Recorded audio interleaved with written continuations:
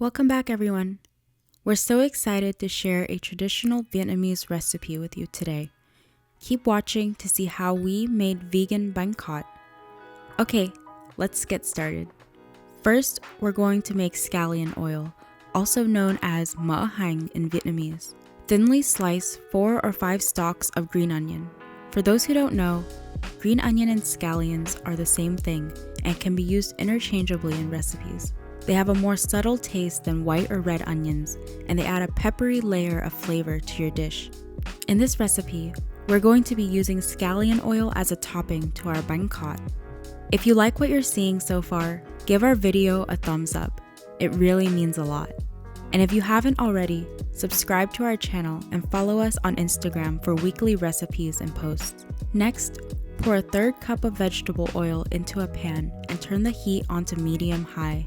If you don't have vegetable oil, any neutral flavored oil will work. Wait for the oil to heat up and then toss in your scallions. You'll know that the oil is ready when you stick a chopstick into the oil and bubbles form around the tip. Scallion oil is used in so many Vietnamese dishes, and I like to eat it with pretty much anything. What are your favorite foods to eat with scallions or scallion oil? Let us know in the comments. Cook your scallions until they've softened, which should be pretty quick, around 30 seconds to a minute. Then pour the oil and scallions into a separate bowl and set it aside to cool. Your kitchen should start smelling really good. If you ever want people to think that you're a great cook, just start frying up some onions and garlic before you have guests over. I guarantee you they will walk in and ask you what smells so good. We're going to move on to the next topping. Bánh khọt traditionally has a protein in the center of the pancake. In the non-vegan version, I've seen people use shrimp, squid, and pork. For our vegan bánh khọt, we are using vegan shrimp made from konjac and potato starch. I found these at my local Vietnamese market, but I know that might not be accessible to everyone.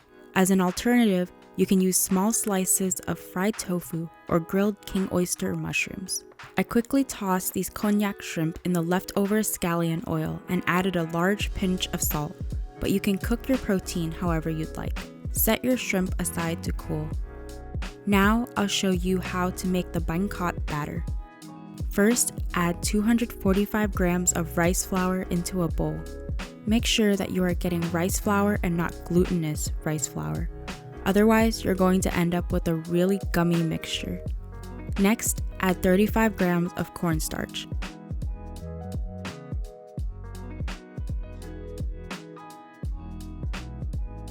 Add 1 teaspoon of salt and 1 teaspoon of turmeric powder, then whisk it all together. Turmeric is going to add the yellow color to our batter. It won't look yellow right away, but the color will develop while you cook the batter.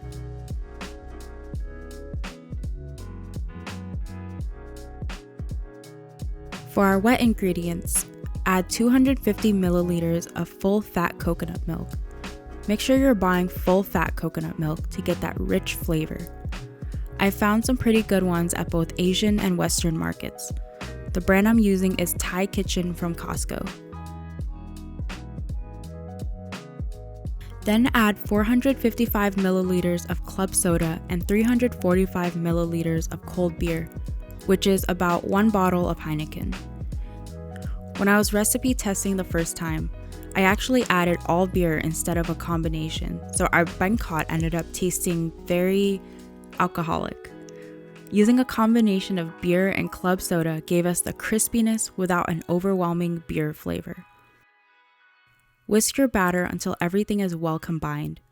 You want the bubbles to be incorporated into the batter and also make sure that there are no dry clumps.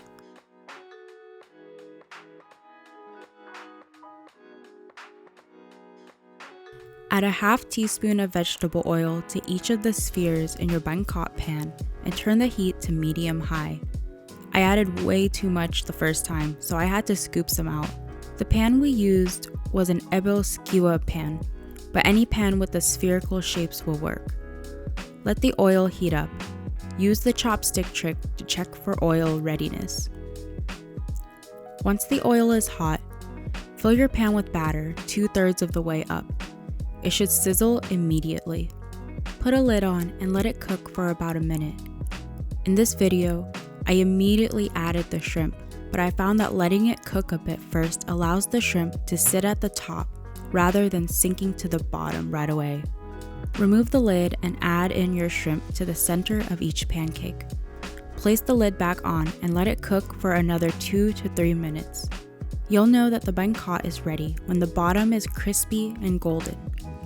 If your bánh khọt is too fragile to pick up, let it cook for a bit longer. And that's it. Let's make our dipping sauce. Bánh khọt is traditionally eaten with nước mắm, which translates to fish sauce. I'm going to show you how to make a vegan version of this dip. Chop up 3 Thai chilies. They come in green, red, and even orange varieties. You can use any combination of these. If you don't handle spice too well, you can add less chilies. And if you want to up the spice, just add as many chilies as you want. Next, peel and mince an entire bulb of garlic. That's right, an entire bulb of garlic. This sounds like a lot, but trust me, all of it is 100% necessary for our dip to taste like the real deal.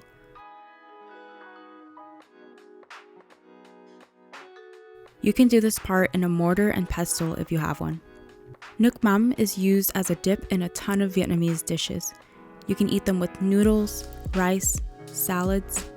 It is the iconic Vietnamese dip, so I had to get this right. And that means putting in way more garlic than what you'd expect in Western recipes. I noticed that whenever a recipe online calls for 3 cloves of garlic, I always end up putting double the amount. I think it's my Vietnamese taste buds because 2 to 3 cloves never seems like enough. What can I say? We Vietnamese people love our garlic. Next, put your garlic and chilies into a bowl. Make sure to include the seeds from the chilies as well. Then add 250 milliliters of cold water. Add 50 milliliters of apple cider vinegar. Apple cider vinegar will give us that fruity, pungent taste that's reminiscent of fish sauce. When I first discovered apple cider vinegar, I immediately associated it with the smell of fish sauce, which is why I thought it would be perfect for this recipe.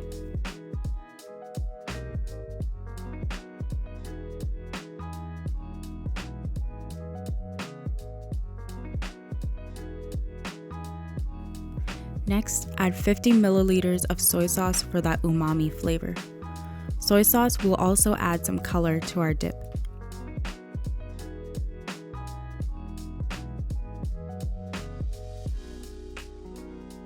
Then add in the juice from 1 whole lemon. This is going to add that refreshing taste that will cut through any savory dish. I mentioned this in our fried calamari video, but if you want to avoid feeling nhan, you gotta add lemon. To get a mini Vietnamese lesson on what this word means, check out our last video.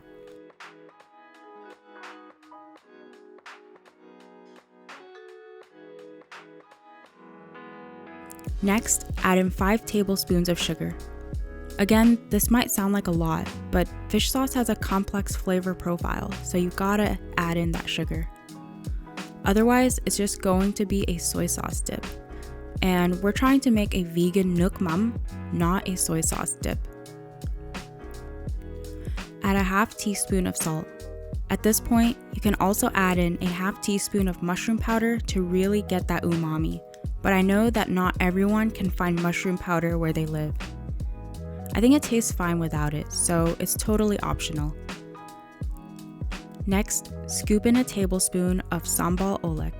Personally, I don't think it's too spicy, but if you're sensitive to spice, you can skip this part. Stir your dip really well until all of the sugar is dissolved. And that's it. We've made our vegan nước mắm. Now it's time to assemble our bánh khọt. Bánh khọt is traditionally eaten with an abundance of fresh veggies. You'll often see it plated alongside lettuce, perilla leaves, basil, and several other herbs. It's hard to find some of these herbs in our area, so we kept it simple and decided to eat our bánh khọt with lettuce and cucumbers. Top the bánh khọt with your scallion oil from earlier. And it's time to eat.